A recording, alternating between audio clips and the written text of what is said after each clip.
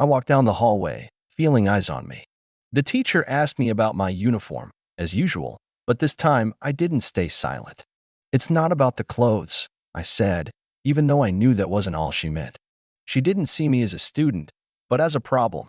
But I was ready to stand up for myself. Today, I'll show her that I'm not just a shadow in her eyes.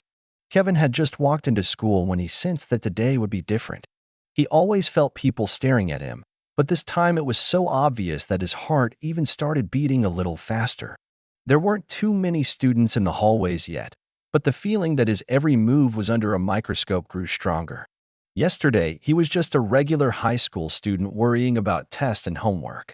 But today, he was starting to be seen as a problem. "Hey, Kevin, what's with the look on your face?" was the first thing he heard as he approached the classroom. It was Mrs. Lemmings, his math teacher. She was always strict, and even on her best days, she lacked tolerance for all the wrong students. But today, her gaze was particularly sharp, as if she were looking for a reason to criticize him. "What's wrong with my uniform?" Kevin asked, not understanding at first. "Don't you think it looks too loose?" "You're at school, not at a party," she replied, not hiding the irony in her voice. Kevin looked down at his pants. Sure, they were a little baggier than usual. He had always liked comfort, and to him, this was normal. But that was exactly how he felt, like he looked wrong. Like, in other people's eyes, he wasn't just a guy, but someone who didn't meet some unwritten standard. He wasn't particularly guilty of anything, but it only took one glance for her to decide that Kevin was a problem. "I'm sorry, Mrs. Lemmings. I just want to be myself," Kevin replied, trying to remain calm. The teacher didn't stop. She frowned and looked at his t-shirt, which was a little too big. "That's another thing, Kevin. You can't walk around like that. You look like you don't respect the school." The words hurt him because he knew it wasn't about the clothes. It was about how he looked, about how he had always been a question in the eyes of others, a question about why he didn't fit into the standards that came so naturally to others. "I really don't understand why this is important, Mrs. Lemmings," he said, his voice trembling slightly. "I'm still doing well in school, and that should be what matters. But you're not just a student. You're part of this community, and you have to follow our rules if you want to be taken seriously." Her voice became cold and distant. She looked at him as if he were something useless, something that needed to be changed to look better. And that was something he couldn't change. Something in her words hit Kevin harder than he could have imagined. She didn't see him as a person. She wasn't interested in his thoughts or the problems he was dealing with at home. Her view was purely superficial. She thought he didn't meet some standard. He was about to leave when she spoke again. "You may not agree, but know that we will not tolerate this. You are not just a student. You are part of how we look, how we work." "Fine," Kevin said, trying to keep everything inside. But anger and disappointment began to build up inside him. "I'm part of how you look, but that doesn't mean I have to be someone else to make you like me." She didn't even pause at his words, just looked at him with an expression that said, "Wrong more than student." Kevin felt his heart tighten, but that was only the beginning. He knew he had to act, or his identity would always be at risk. As he walked to class, he noticed his classmates whispering and glancing at him, judging his every move. He was the center of their condemnation, even though he hadn't done anything wrong. With each step, it became harder and harder, but he gathered his strength. Nothing would change if he remained silent. Kevin walked past the classroom door and paused for a moment. He would do everything he could to prove that he would not be silent. He would not ignore his individuality, even if others tried to force him to. "It's not just about clothes," he said quietly, confidently. "It's about my right to be who I am." After Kevin left the teacher's office, his heart was still racing, and his thoughts were almost preventing him from breathing. He wasn't ready for such direct humiliation, but what happened next was only the beginning of something bigger. Mrs. Lemmings was probably just a cog in a larger machine fueled by prejudice. At the school where he was supposed to learn and grow, he felt that he, like thousands of others, was being pushed into a corner because of who he was. That same day, Kevin received an invitation from the principal. Mr. Martin, like the rest of the school, seemed like a stern, unfriendly man who believed in order and discipline above all else. He was someone Kevin always avoided, especially after the time Mr. Martin publicly reprimanded him for a few simple gestures in the hallway that he considered disrespectful. Kevin didn't immediately understand why the headmaster had called him to his office again, but one thing was clear: This wasn't going to be another talk about his grades or his behavior in class. Kevin, Mr. Martin said when the boy entered, placing his hands on the desk.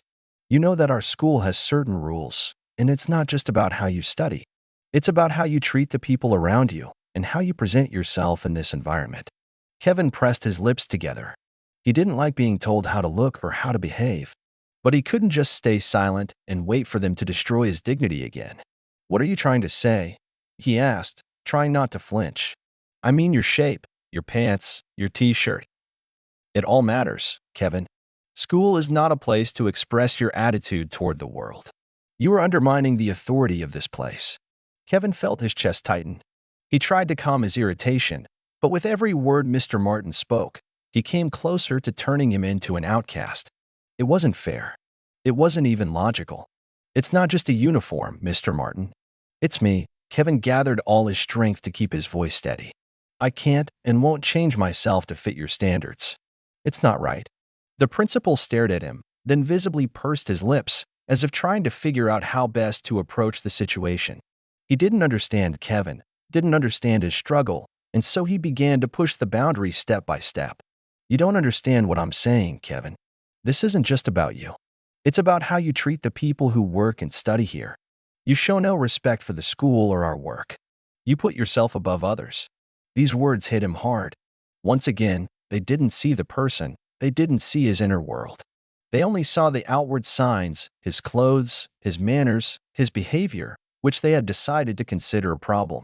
In his eyes, it seemed as if his entire personality boiled down to how he appeared to others. I don't put myself above you, Mr. Martin.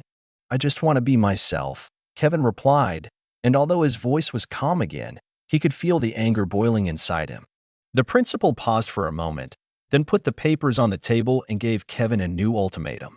If you don't want to change your appearance, we will be forced to take action. This is a school, not your personal catwalk. That was the line Kevin couldn't cross. He felt he couldn't tolerate this treatment any longer.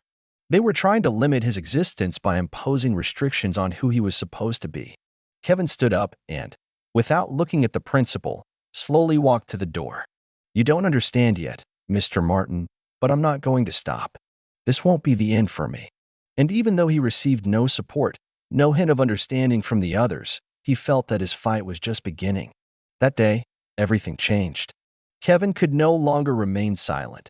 He could no longer allow himself to be blamed for his origins, his appearance, his identity. He knew it wasn't just a matter of clothing. It was a matter of how he was perceived, and that was something he had to change. Kevin sat in his office, looking through the school magazine.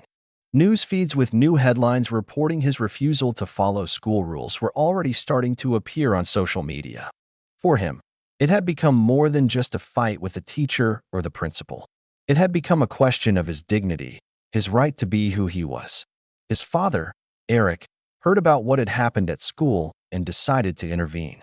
Eric was a well-known lawyer in the city, and although he had always been respectable, his heart was with the people who were often overlooked by the system. He was a man who knew how difficult it was to be black in a country where your very existence was often seen as a challenge. Kevin, let's talk, he said as he walked into his son's room. I don't like what happened today. Kevin looked up at his father. Eric had always been his mentor, but this time he felt that even he was struggling to help. Kevin wasn't just upset about the restrictions at school. He was hurt that his rights were being violated, that someone was trying to impose their standards on him, a teenager just starting out in life. They want me to change, Kevin said with disappointment in his voice. I just want to be myself, but they don't see me that way. Eric sat down next to him and looked his son in the eyes. He knew this was more than just a school problem. You know, Kevin, I was in that situation once too. I was young, I had my beliefs, but all I got was judgment and hostility. Ultimately, when you challenge the system starts to push back. But we can't just walk away from this path. We have to stand up for our rights. Kevin looked at his father, and his eyes filled with new hope.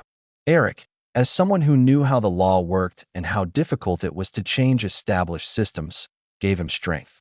What should I do? Kevin asked, not knowing how to proceed. You can't leave it like this, Eric replied, standing up. You have to stand up, fight, and not let them silence you. You have the right to be who you are, and I'll help you prove it. We'll get lawyers, we'll file a lawsuit. If they want to pressure you, we'll show them that this fight won't be without consequences. Kevin looked at his father, feeling a new sense of confidence growing in his chest. This was his moment, and he wasn't going to let it slip away. With every word Eric spoke, his determination grew. But I don't want this to turn into a conflict. I don't want to be the one who ruins everything, Kevin said, searching for words to express his feelings. Eric smiled gently, understanding that the boy wanted to keep the peace, but the path to truth does not always involve compromise. You see, son, that's the point. The conflict is already there. And if you let them just humiliate you, you'll continue to lose. But if you stand up for yourself, it will be a victory for you and for many others who hear your story. That evening, after a long conversation, they decided to take action. Eric sent his son to a local lawyer he had worked with before to prepare a plan of action. This was not just a legal battle. It was a fight for Kevin to not only retain his dignity, but also to change a system that saw him not as a person, but as a problem. The next day after school, Kevin came home, changed, and was ready to fight. All thoughts of giving in were gone. He knew that the real fight begins when you are ready to say enough. That was just the beginning. But it was that moment that changed his inner state. He was no longer a victim or a shadow.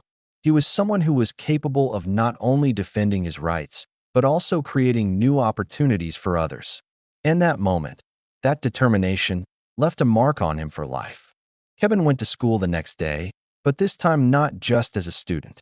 He went there knowing that he had the power to change reality, even if the process would be long and difficult. And, in fact, it wasn't just a fight against teachers or administrators. It was a fight for the truth and for dignity. The next day was tense. Kevin and his father gathered all the necessary documents and went to the school to file an official complaint. His lawyer, Ms. Johnson, had already prepared a legal letter pointing out the violation of students' rights, discrimination based on appearance, and misinterpretation of school rules. Kevin knew it would be a tough fight. But now he had a clear goal, not only to change how he was treated, but also to prevent other students from ending up in similar situations. The day began with Kevin receiving an invitation to a meeting of the school discipline committee. Mr. Martin sat at the table, his gaze stern, but this time Kevin was not afraid. He felt calm, even determined, and knew that more than just his future at school was at stake. "We are reviewing your case, Kevin," Mr. Martin began, "and we want to understand why you believe we are violating your rights." Kevin raised his head and looked the principal straight in the eye. "I believe that what happened to me is a clear violation of my rights. I didn't break any rules. I wasn't aggressive. They just decided that I didn't fit their standard because I looked different. And that's not right." Kevin's words were powerful. They weren't just excuses or excuses. They were a reflection of a deep conviction that he was now able to express clearly and loudly. Principal Martin opened the document and looked at the lawyer's letter. He realized that the situation was serious, and although he wasn't ready to agree right away, he knew he would have to change his mind. After all, this wasn't just about one boy. It was a signal to the entire school. The system could no longer ignore justice. "This is serious," said Mr. Martin, pushing the documents aside. "I'm willing to consider your arguments, but you have to understand that there are rules at this school, and everyone has to follow them." "This isn't about rules," Kevin replied. "It's about who I am and how I'm seen through the lens of my appearance. I'm not breaking any rules. I just don't meet some arbitrary standard. But that doesn't give you the right to judge me based on how I look." There were only a few minutes left before the meeting was over, and Kevin felt that people were looking at him differently.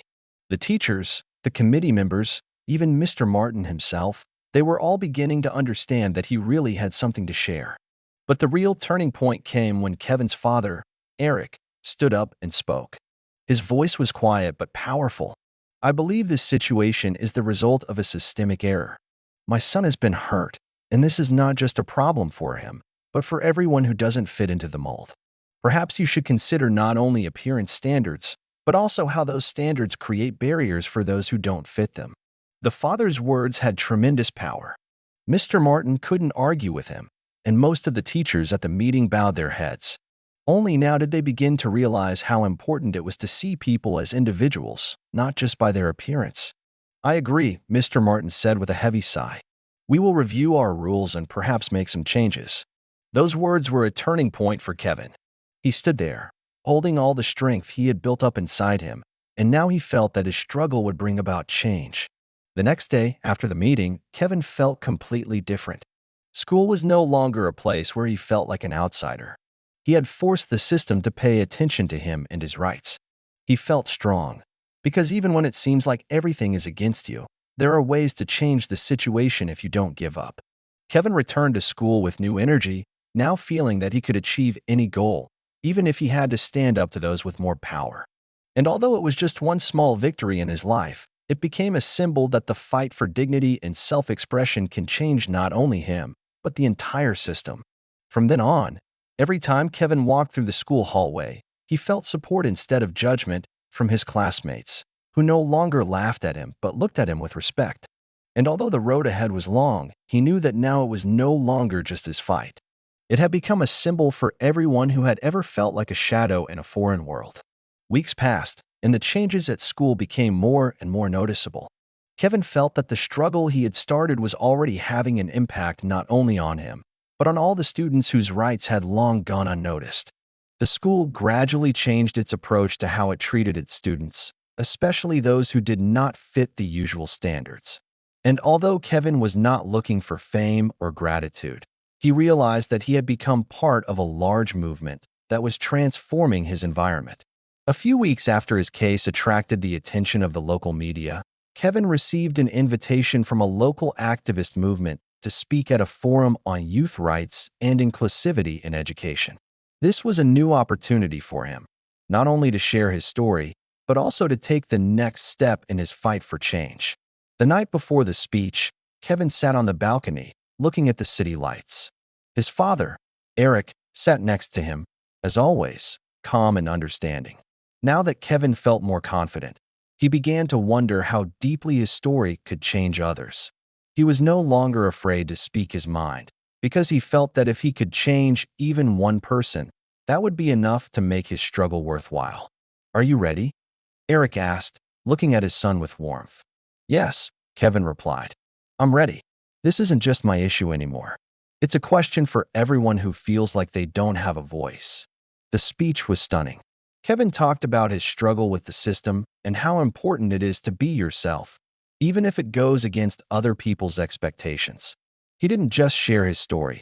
He gave hope to everyone who feels excluded. The audience listened to him with rapt attention, and when he finished, the room erupted in applause. After the event, one of the girls who had helped organize the forum approached him.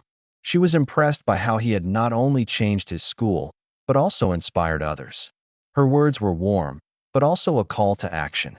You have shown us that the fight does not end at the school gates, she said. And this fight must now be global. If you want, we can work together to start a movement that will allow every young man and woman to be themselves without fear of being judged. Kevin listened to her words in amazement. He didn't think his small victory at school would have such power. It had become something more than just a fight for individual rights. It was a genuine desire to change the world around him, to make it a place where everyone who felt marginalized could find their place and their voice. The girl continued, You've already taken a step toward change, Kevin. Now let's continue this fight together. And at that moment, Kevin realized that his fight was not only for himself, but also for others who remained in the shadows, who were afraid to express their opinions.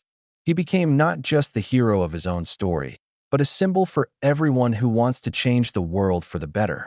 The next day, the mood at school was different. Kevin entered the classroom, and this time he was not met with surprised looks or smiles behind his back.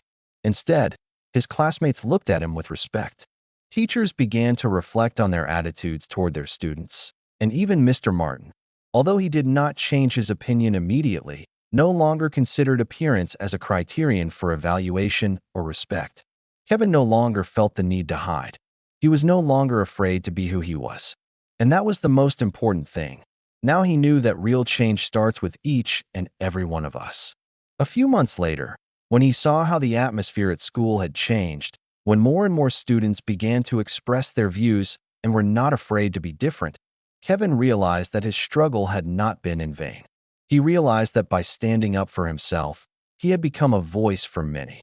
And when he was asked how he felt now, he smiled. "This is just the beginning," he said. "Change is already happening. And now we have to work together so that everyone can be themselves, without fear and without prejudice." That day, Kevin didn't feel like just a guy with a fight. He felt like he was part of something bigger, something that was changing the world. And that change started with him, and with everyone else who didn't give up. If this story inspired you, share it. Every voice matters in the fight against injustice and the creation of a more just world.